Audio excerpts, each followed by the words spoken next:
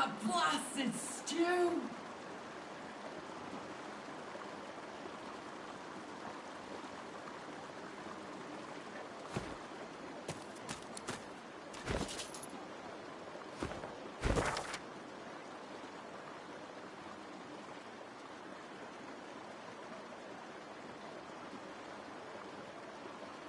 Oh, the heavens! Right away. What was in that blasted stew?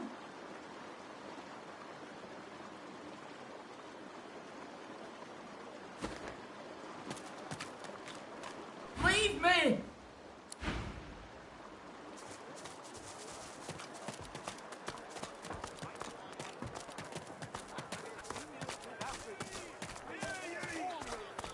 Justinia executes 24 noblemen for insubordination. Keeping it together, Bree. I'm all right.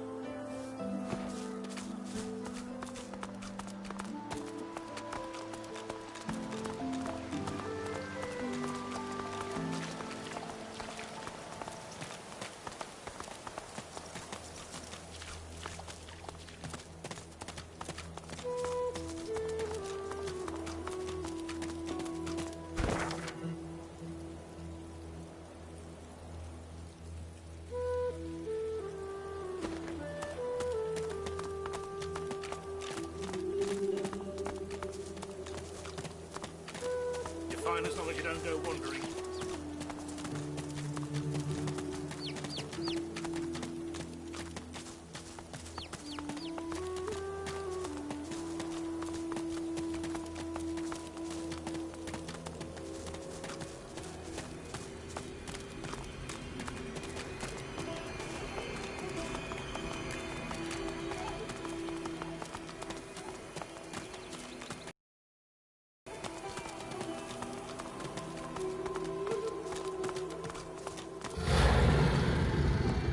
That doesn't sound Oh, promising, can you hear does me? it? Makes my bones itch. The little boy lobs a stone across the river. It makes a long arc before plunging into the water below. Oh, Ma! Are you all right? Ma! Huh? Please, you have to help her. There was a fight. Some dwarves attacked some magisters, and there were sorcerers too. And then the bugs came, those void things. They killed everyone. And my mom got them to chase her. And she went across the bridge. And then she raised the bridge and she told me to run. And now she's stuck over there with them. Not without Ma. Family doesn't just leave each other. You will.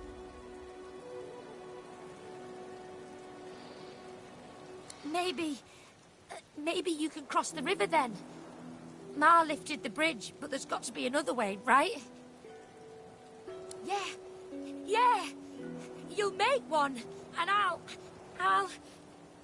His gaze shoots to the ground. He grabs a small flat pebble and chucks it across the river.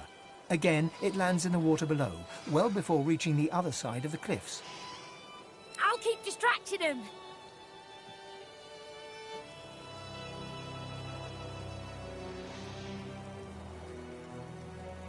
No way.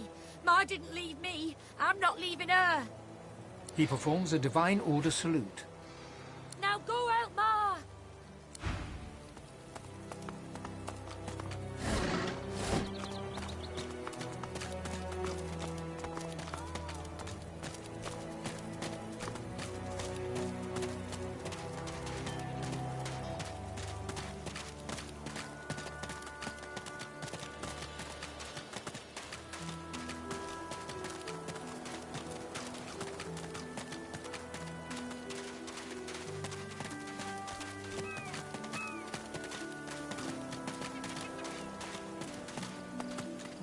This shrine fills you with a sense you no longer look without, but within.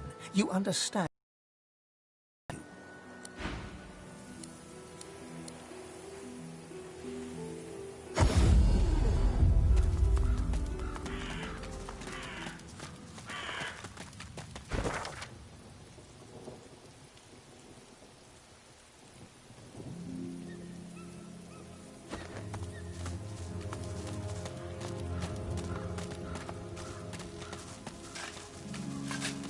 This creature is as blank as a silent monk. Dark magic at work.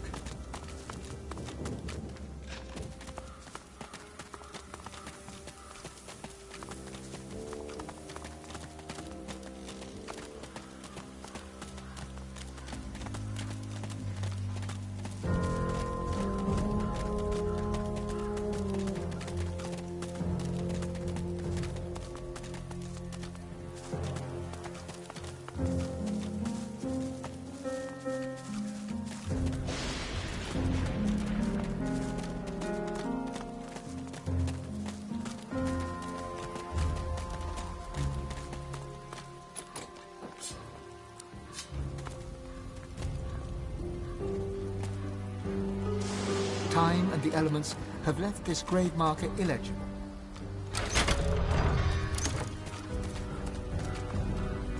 Stone Garden, be welcome.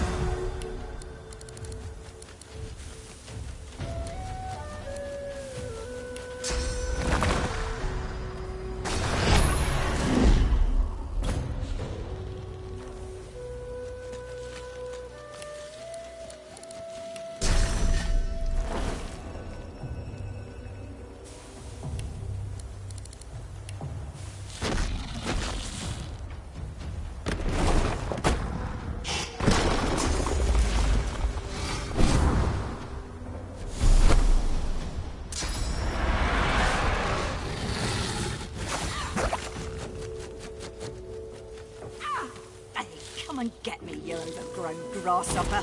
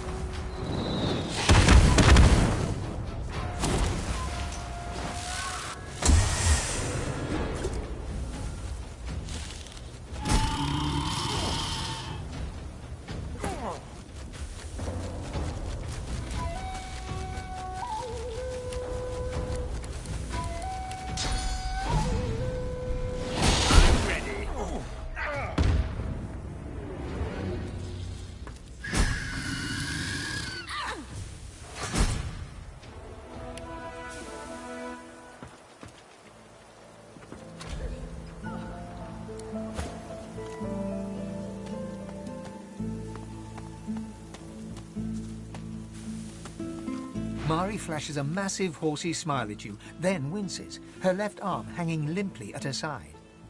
By the seven, that was something. What'd I tell you?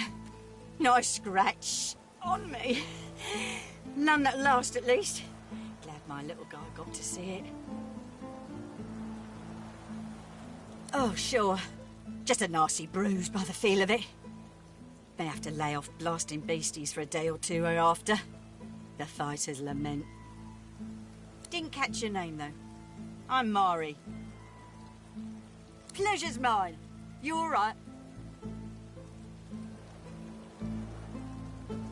Dunno about you, but I never was afraid of bugs. Then again, if you hadn't rolled in when you did, I might be whistling Teedle-Dee in a Void Woken's belly by now. I owe you one. A bug squasher, are you? Impressive. Hate to cut this short, but I ought to dash off. My boy's waiting for me. Mind lowering the bridge, though? I find myself slightly indisposed for the moment.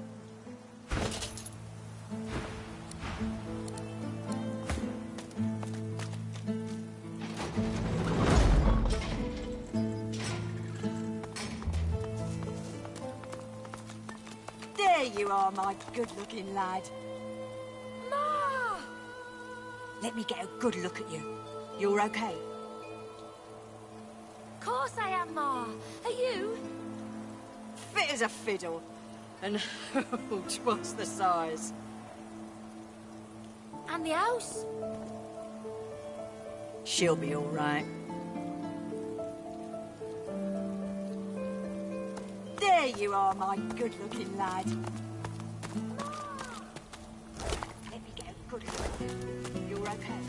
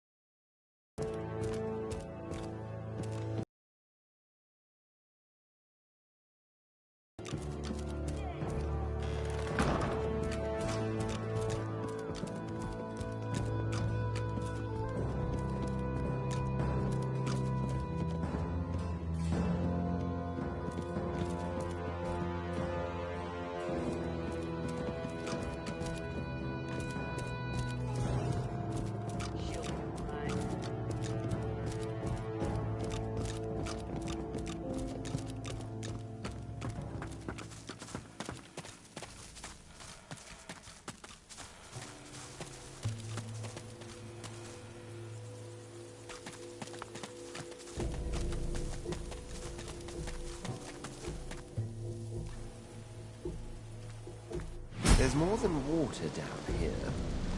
I wonder where it leads.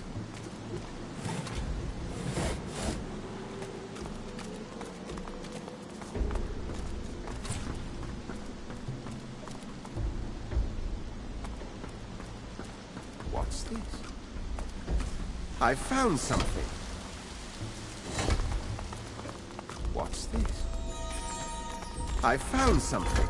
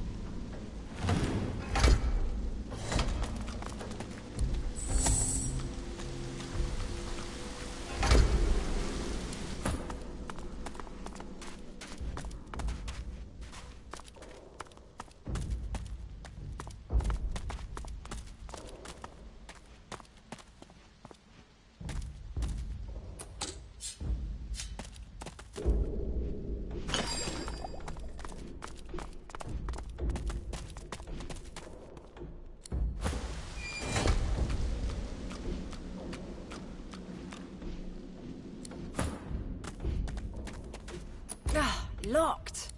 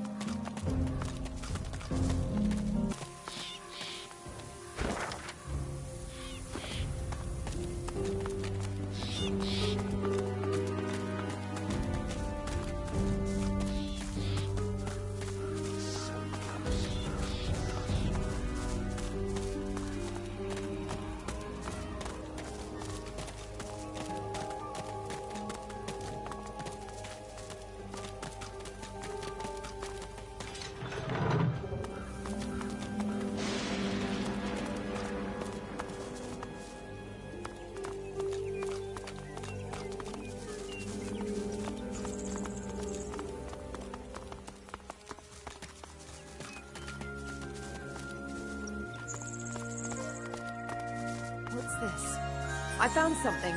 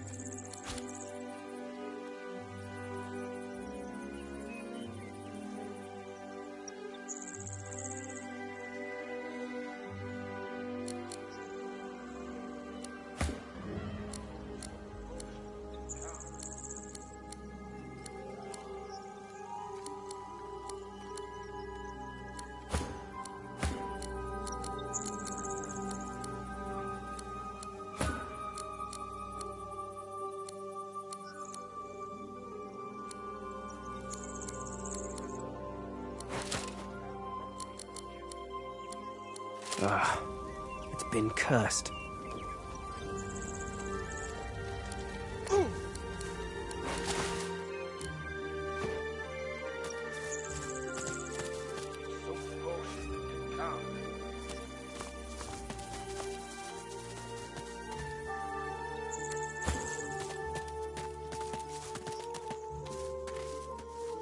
A man paces back and forth, puffing anxiously on a pipe. His face is creased with tiredness. The faint coppery hue of dried blood stains his hands. He sees you. If you're looking for healing or the like, then you'd best look elsewhere. My plate is full for now. The man chomps on the bit of his pipe, generating a small cloud of nervous smoke. Finally, he plucks it from his mouth and clears his throat. I came by a new patient, a young woman, very troubled. I'll do what I can for her, but I'll need to concentrate. And that means... He gestures with his pipe for you to leave. Fine. You can help. Take this key and go to the cellar. I'll join you there. Just be careful. It's clear she's a powerful sorcerer, but also whatever she was subjected to has warped her, in body and mind. I have her locked up for good reason.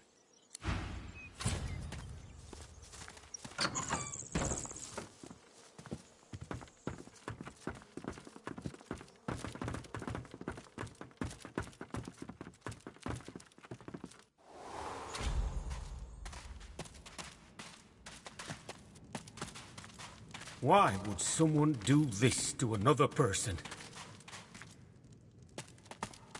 Across the cellar, a shape bearing some resemblance to a woman lurches around to face you. It utters a marrow-curdling gurgle.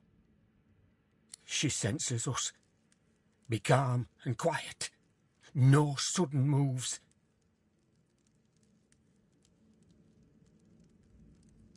You're right. I hadn't noticed before. Couldn't get close enough. We have to help her. Maybe we can reverse whatever was done to her. All right. We need her subdued, understand? Do whatever you can to weaken her. Just don't go too far or you might kill her. Another gurgle, sharper, angrier. Then the sound of rapid footfalls rushing towards you.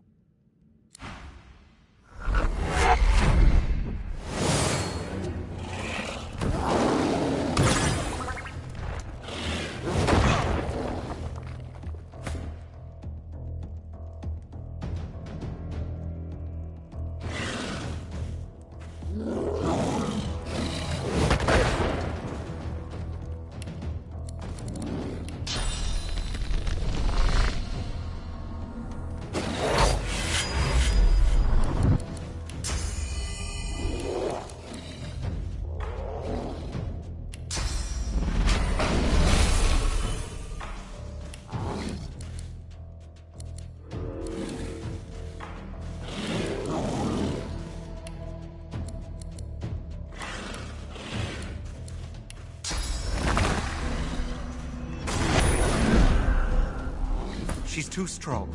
She must be weakened, or there's no way to help her.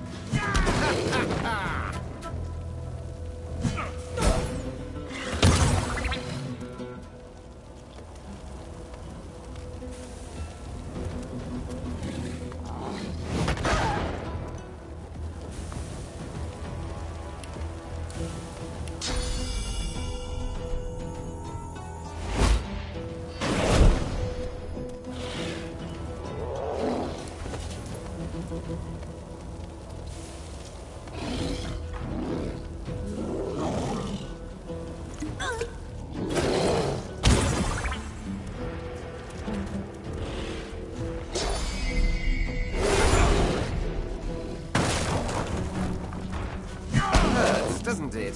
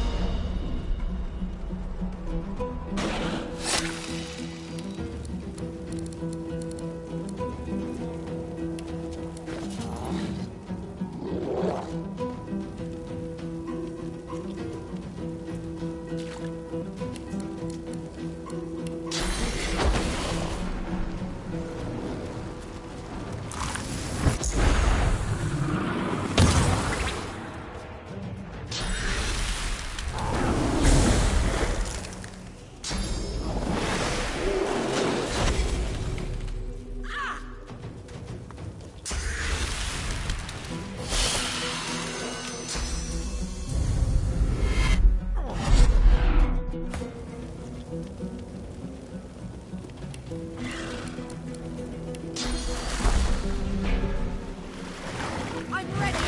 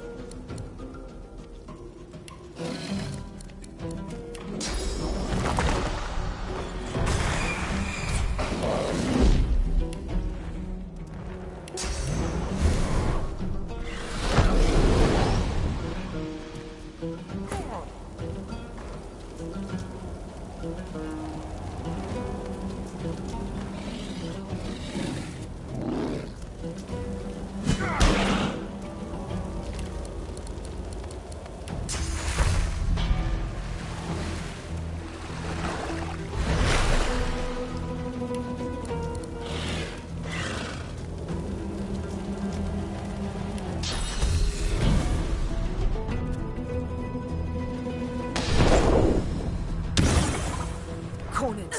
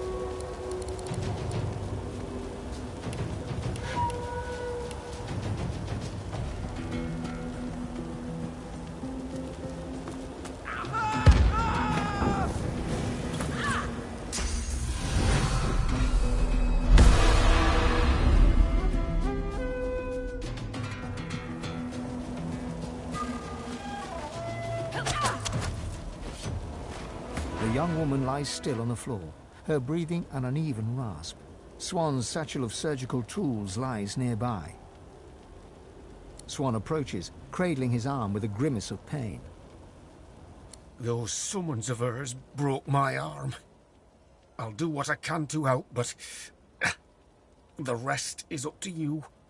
Tread carefully. One false move and she's dead.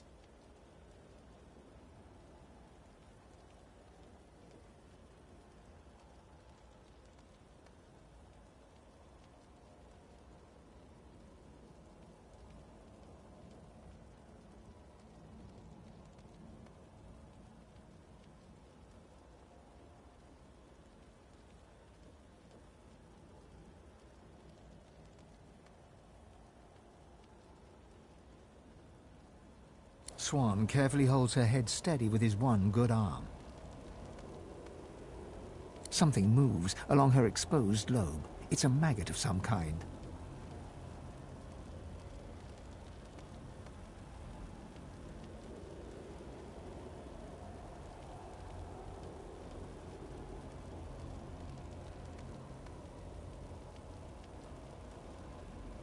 Swan gingerly picks up some forceps with his good hand and tries to remove the maggot. The forceps slip from his hand and strike the floor. He gives you an abashed look. It's no use. I'm liable to do more damage than good without both hands to work with.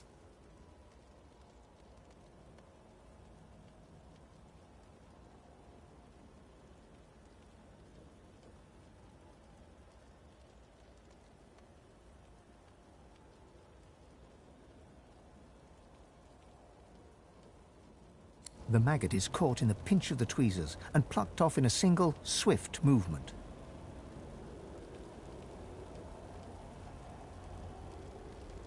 The woman's breathing has grown shallow as she hovers between life and death.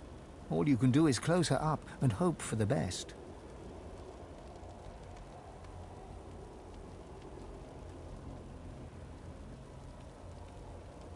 Swan shakes his head with a sigh. I can't.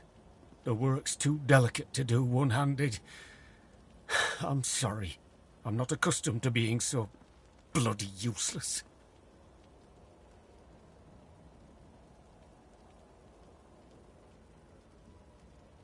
You try to replace the bone extract. It doesn't seem to line up with the hole very well. You shove it in as best you can and draw the scalp down over it.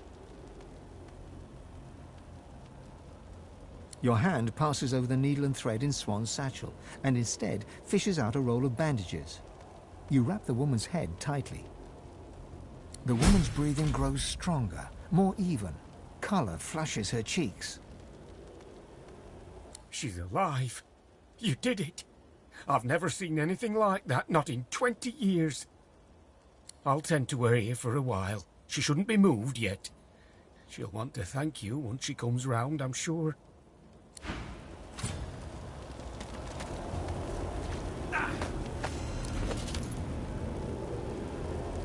It's a damn miracle that she survived.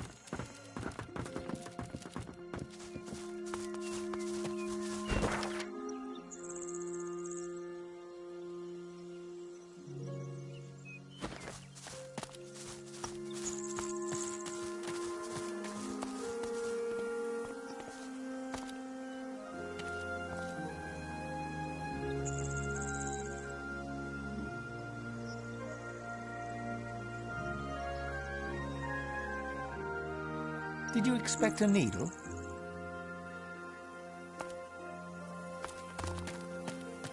What's that? It sounds like there's a battle unfolding nearby.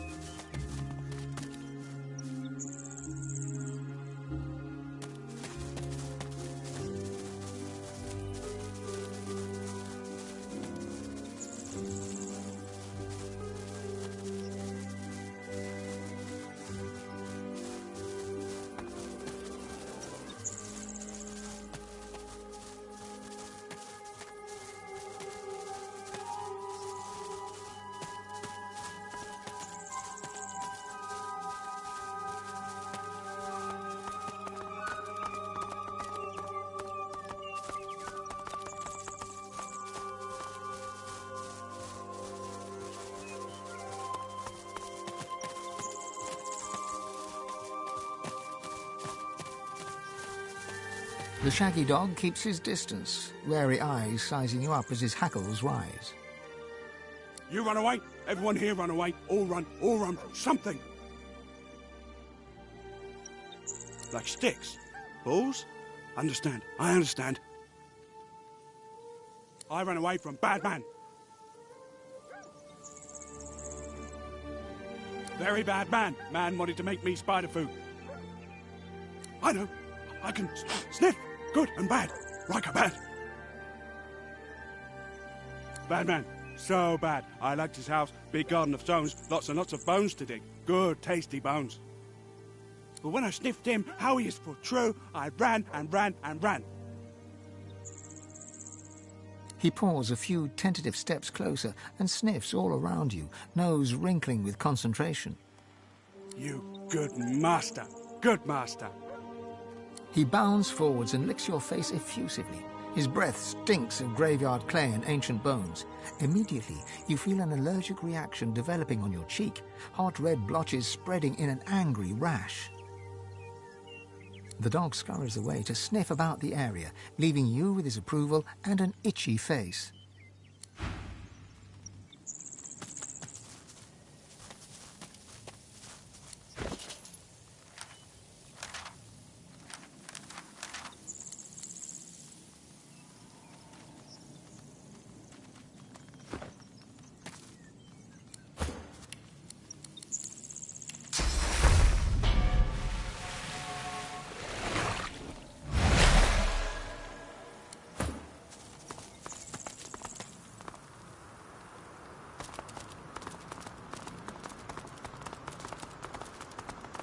Looks like this place has seen better days. Much better days.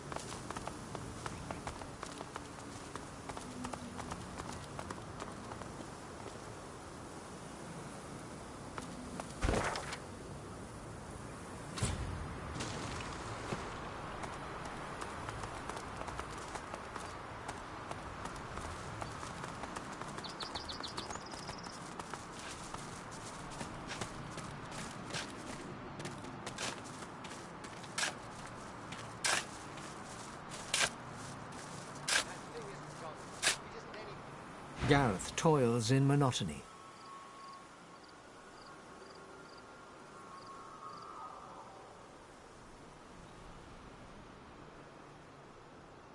Gareth freezes, then turns slowly towards you. His breaths are steady, his voice a monotone. I'm digging my murdered parents' graves. I'd ask that you show your respect. Gareth moves to continue his task, but his cadence falters. He pauses. Silence hangs, begging to be broken. No, of course you didn't. Godwoken, I've seen Seeker's blood seeping into the sand. I waded through corpses on the deck of the Lady Vengeance.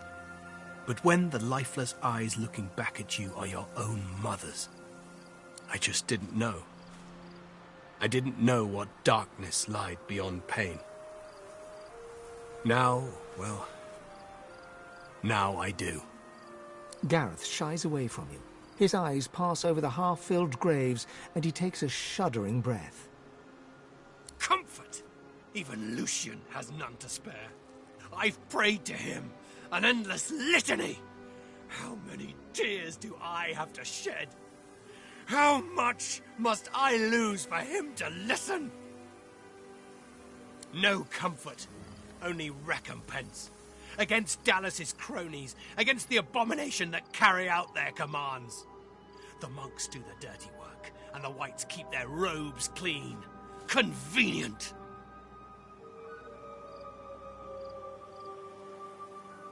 The monks that did it, they're still in the house, spreading their rancid smell. Paladins came to clean up the mess. In the name of Lucian, they say, and they seem to believe it. Gareth forcefully exhales and looks past you to the nearby house. You fear he might snap the shovel's handle in two. If you'd asked me yesterday, I'd have said they were the only ones left in the Divine Order worth their weight in salt. I have honored their devotion to our lost Lucian. Today, though, I don't know. The Paladins once fought the Black Ring at Lucian's command. The most courageous thing they could do now is turn their backs on the Order. I'm not holding my breath.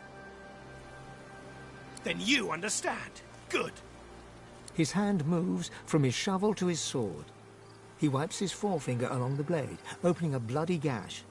He stares at the wound, then wipes the blood across his glistening forehead. Go. Find out what craven white ordered their slaughter. Anyone that stands between you and truth, no matter the flag they fly or creed they follow, make them bleed!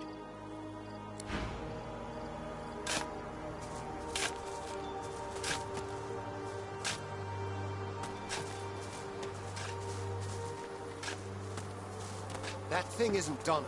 It isn't anybody. It's a monster, pure and simple. All of them are.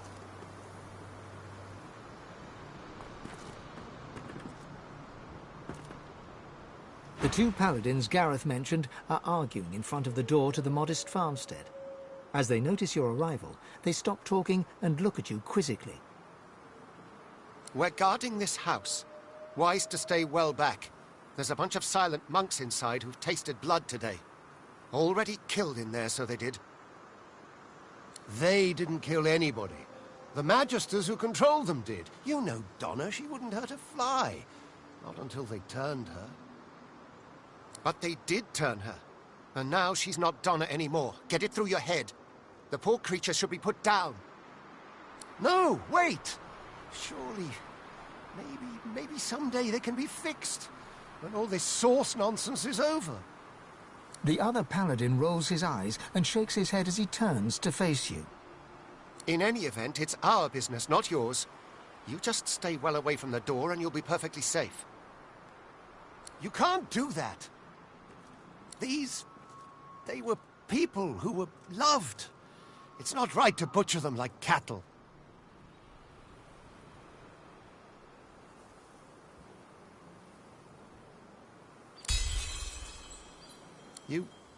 You're right.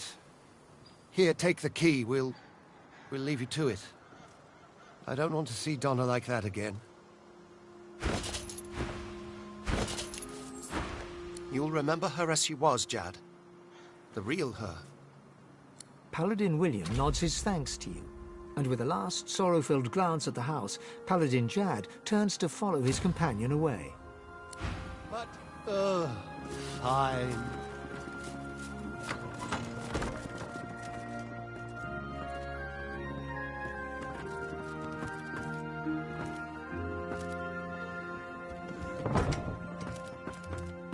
Emaciated of body and spirit, this silent monk stands straighter than the others, the remnants of military bearing clear in her posture. This must be Donna, the one spoken of by the paladins guarding the door. She gives no indication at all that she has heard you, save for a single tear dripping from one eye.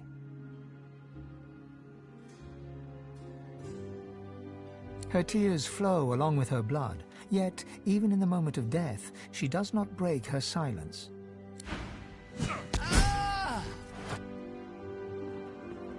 The lumpen, silent monk stands like a pillar of decaying flesh. So still it seems he is not even breathing. All of a sudden, like a bellows, he exhales a fetid gust right into your face. The stench of rot shrouds you, coating you in a way you fear will never truly be washed away. He looks through your eyes with seeming disinterest as the life ebbs from his body, drop by drop, until he is gone and the flesh that housed him slumps to the ground. Into the dark with you!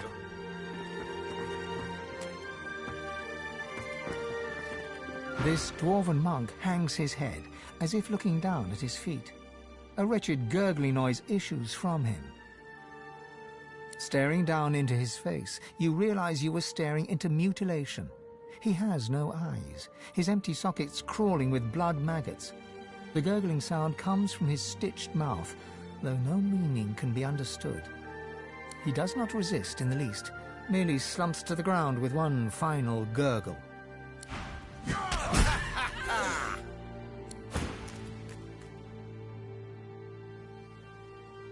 They still live. If you cannot see them slain, then I will. Then do it.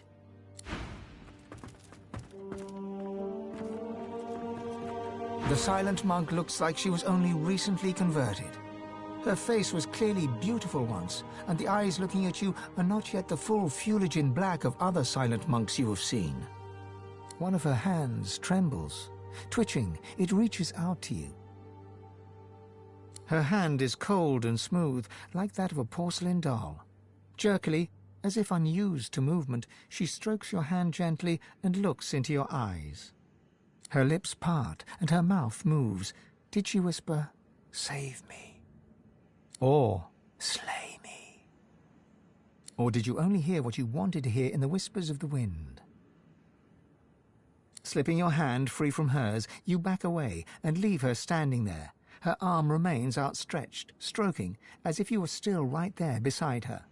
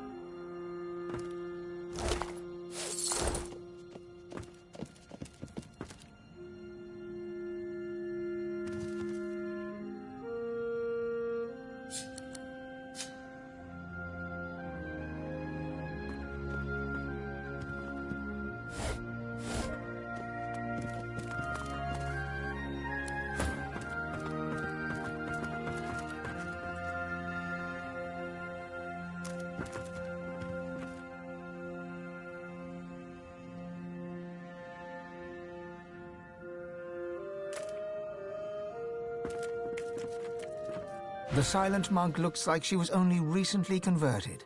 One of her hands trembles. Twitching, it reaches out to you. Her eyes squeeze shut and her whole body trembles, but she puts up no resistance as you kill her.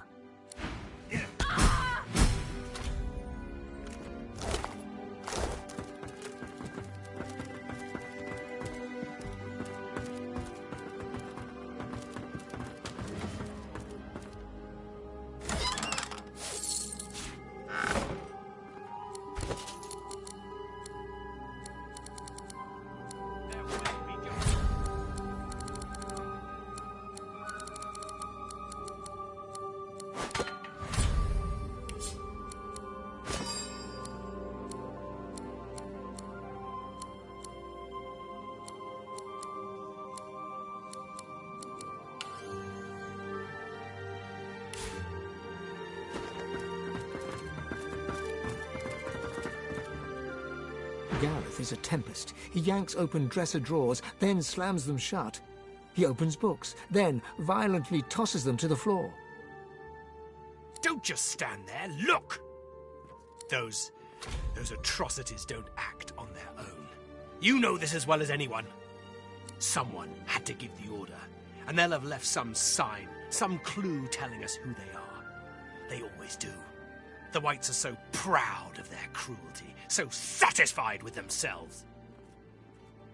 Gareth grunts and returns to his frenzied search.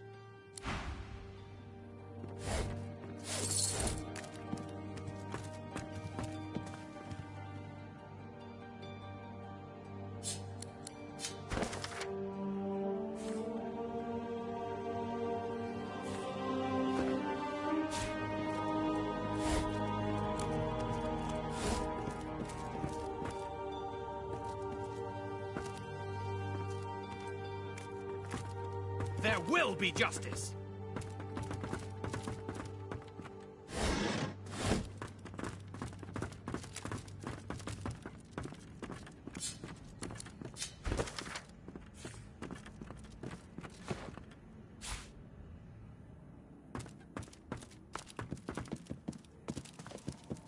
I will find them.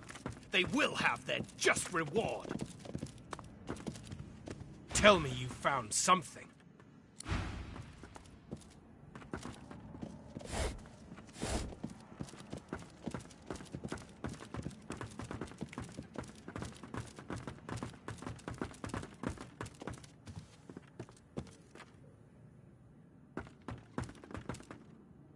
You see yourself in the mirror. It's quite a sight.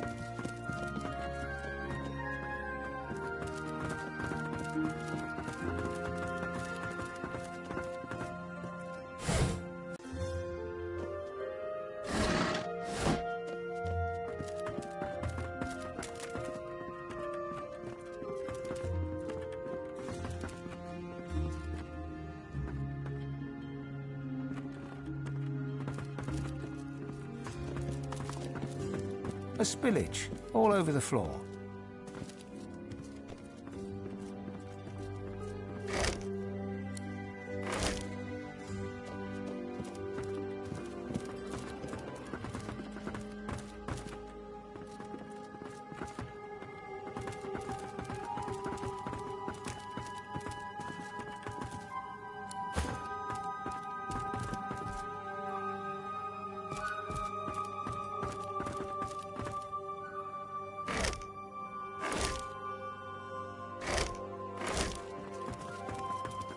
Tell me you found something.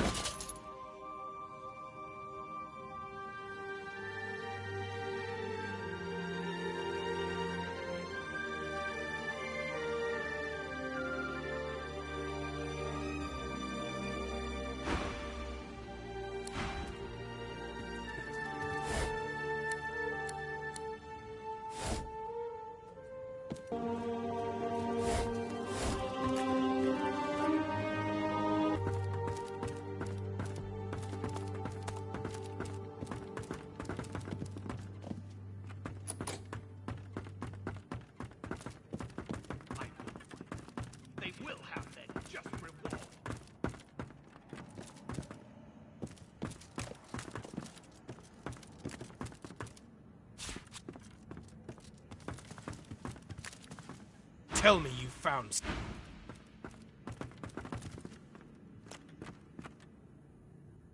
I will know the truth behind this.